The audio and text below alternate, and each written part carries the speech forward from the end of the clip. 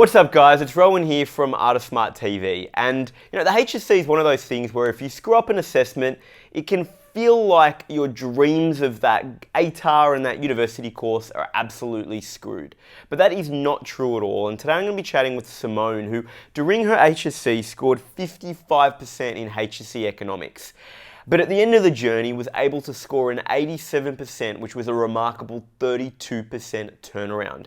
And so Simone's journey is proof that, number one, you can turn things around, and number two, that a bad assessment result is not the end of your journey at all. And in fact, it is possible to still get into your dream course at university. So welcome, Simone. Hello, how are you? I'm good, how are you? Good, thank you. Now, what happened with that HSC economics assessment? The beginning of economics, year 11 didn't go as great as I thought it would, but I was like, look, it's a new year, I'm going to try my hardest. First assessment rolled around and it was 2 essays. Essays are my strong suit, pretty well known throughout, my entire schooling education. And I kind of panicked. I was like, I know I'm not good at essays, this isn't going to go very well. And I let that mentality kind of take away from actually trying my hardest. And I was like, you know what? I'll just do what I can, and I'd never put in 100%. I got the result, 55%, barely passed technically by 1 mark.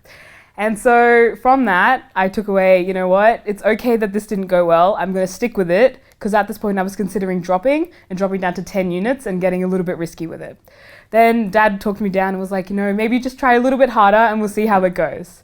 So the next assessment rolled around and I was like, this time I am going to try hard. Found some external help because I really wasn't getting anywhere. And through a lot of practice, I was able to slowly kind of get into the rhythm and kind of push my way through. So the key thing here is, the journey to the 87 wasn't immediate. No. It wasn't like the next assessment, you killed it, celebration all around. I wish I compensated, but It was a slow process. Now, before we dive into that slow process, there's a couple of things I want to dive into.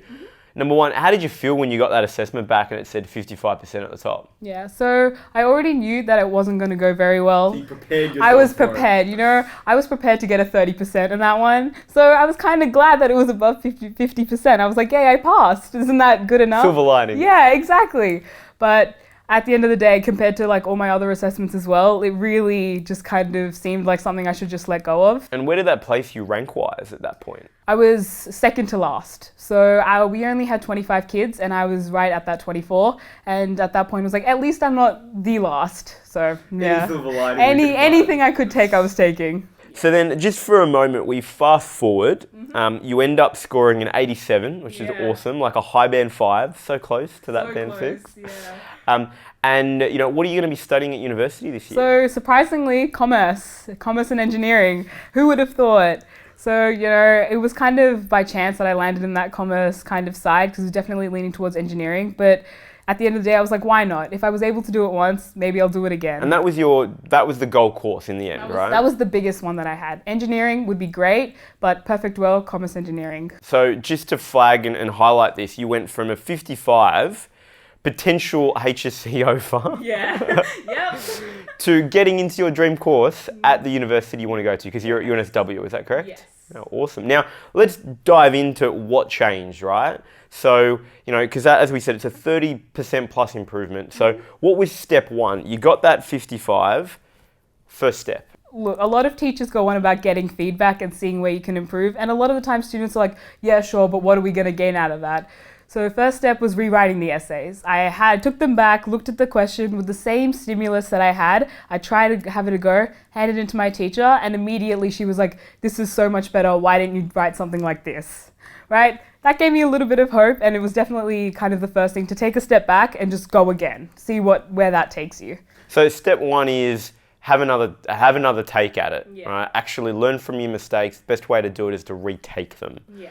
Okay, awesome. So that's a really practical step one. What's step two? Step two, I would definitely say, because in year 11, I tried it by myself. Even my dad was like, I'll sit down with you. And the hours that we spent together, they weren't as productive as I would like them to be. But he had confidence that he could get me where I needed to go. But at that assessment, we really did come to a conclusion like, this is not working. And when something isn't working for yourself, always try to reach out for external help, see who else, is around you and the support that you can find to see if they can push you up a little bit as well. So ask for help is sort of Yes. step 2, Yes, essentially. definitely. And for you, where did you go? Where did you get help? So I definitely came to Art of Smart. I had, I was looking, first I had tried an one-on-one tutor through Art of Smart as well. Had a little bit of like maybe this isn't going so well because I didn't know what the right questions to ask were. But however, getting into that group setting and a group tutoring session for economics specifically, when other people were asking questions, it got me to think as well about, hey, maybe I don't know that and I should see where I can take that one as well. So awesome. So you're getting help. So you're coming to classes here for economics. What's step 3 then? Step 3, I guess, is, practice. A lot of people, again, overlook this step, but even with coming to Art of Smart, I was given material to practice, and it was a matter of sitting myself down, being like, hey, if you get to page 5 today, that's enough. Get 20 questions done. And if I don't know it, I definitely have like a team or like even the cohort to just ask a question here and there, and they were always ready to help out. It was good. So then, step 3 is you're starting to do more work, right? Now, I want to dive into that a little bit more so I can understand it. So, week to week, what did you start doing differently? So I definitely tried to practice writing a lot more because essays, out of all of it, between multiple choice, short answer and essays is what would really take away from like the whole mark as it is. So practice writing as well as not just reading the textbook, but a kind of rewording the textbook to make sure I understood it and could kind of take it from one place into another. So were you writing study notes essentially then?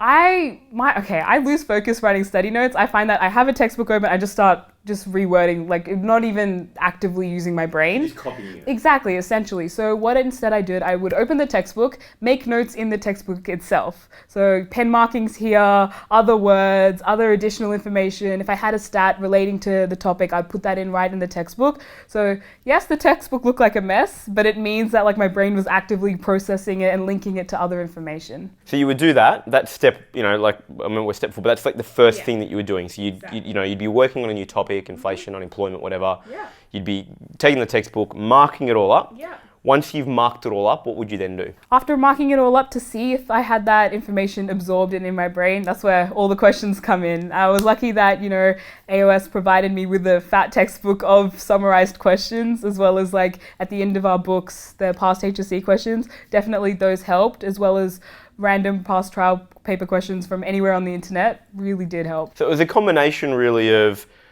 consolidating, understanding with this active writing approach that you were doing, and then taking that and applying it to a question. Were you getting feedback on the questions, or were you just doing it and going, cool, done? So when starting out, I did definitely try and hand in as many questions as possible, both to my AOS tutor as well as through school. Now, both types of feedback, because they both came from different perspectives, it was good to see, okay, one teacher saying this, let's see how I can incorporate both pieces of feedback into the same answer. So even though sometimes the feedback clashed between them, it was just a good experience to see how from a 2-mark answer I could get it to 4 marks or something like that. So in other words, multiple sources of feedback, because it was going to help and push. And it sounds like, as you said, even if sometimes they weren't in agreement, it helped you think more critically about what you should be writing. Yeah. So you're getting that sort of feedback loop on your answers, which is fantastic. You're now getting closer to assessments. Yeah. What are you doing, to start preparing for those? So this is the point where I freak out. I'm like, maybe I know something, maybe I don't. Like, I don't know what's on the paper. I don't know what I should be studying right now. So there would be days where I just kind of open the textbook and be like, I need to learn all of this right now, and it's not going to happen. So it was definitely like breaking things down and seeing how, just again, testing to see what I know, what I don't know, and then revisiting the things I don't know. So it's priorities. Basically, like being really key on prioritizing the stuff that you don't know. We like to call it the red stuff. The red stuff, right? yeah. And then working on that. So then you would do that in the lead up to an assessment. Yeah. Were you doing a lot more past papers at that point as well?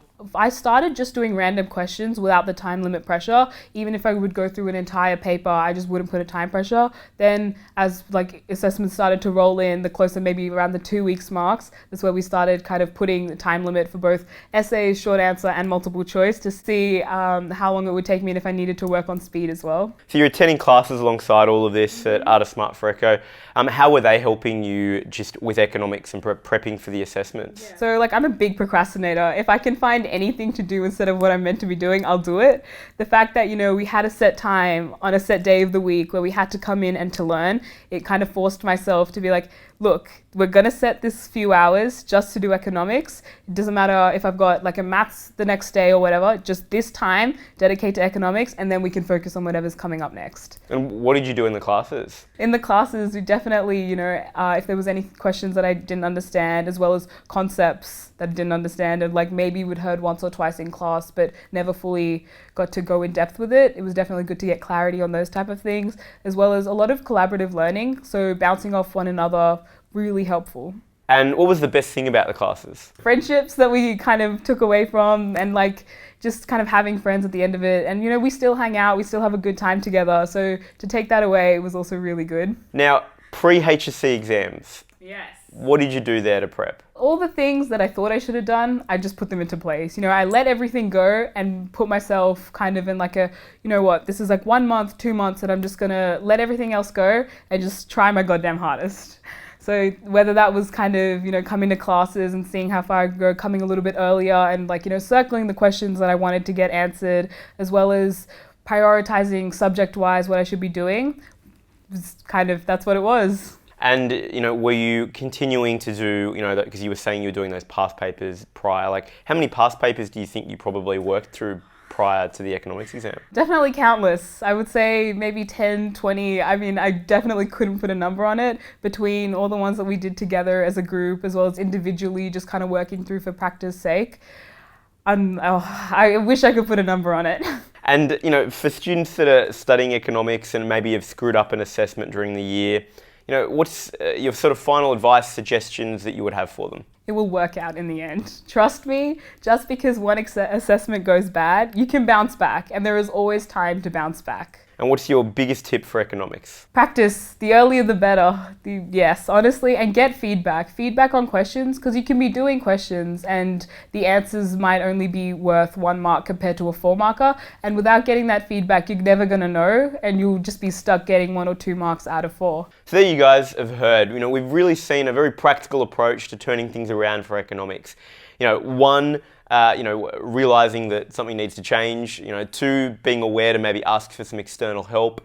3, actually starting to do the work and prioritize it as a subject, in terms of focusing on question application and essay writing as early as possible. I think that's probably the really key theme that I know I've taken out of the interview with Simone today. Now look, if you have any questions about how to navigate and excel in economics, 1, leave a comment below, but also check out our HSC Economics Review, where Terry and I, every couple of times a month, break down and discuss key trends and issues in economics. If you need more support for HSC Economics, get in touch with us. We've got an incredible team of teachers, tutors and mentors that can help you. And of course, if you haven't already, hit subscribe because we bring videos every single week. So we will see you next week.